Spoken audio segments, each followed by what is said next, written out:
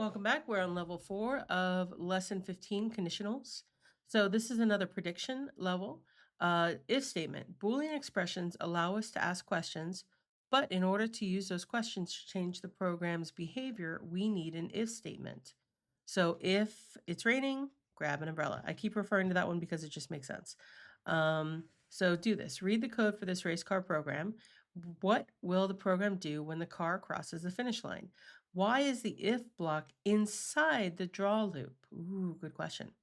All right, so variable finish line gets sprite, variable race car gets sprite, function draw. Okay, so draw the background white, update the values, race car.x gets race car.x minus 2. So that means the race car is going to constantly move this way. If race car.x is less than finish line.x, text the orange car is the winner. Okay, draw animations. Okay, so what will the program do when the car crosses the finish line? The text will say the orange car is the winner.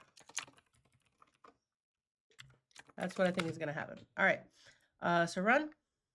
Let's watch and see what happens. There we go. The orange car is the winner. All right, so we predicted. We've got it. We did it. Now we're on to level 5. Here we go.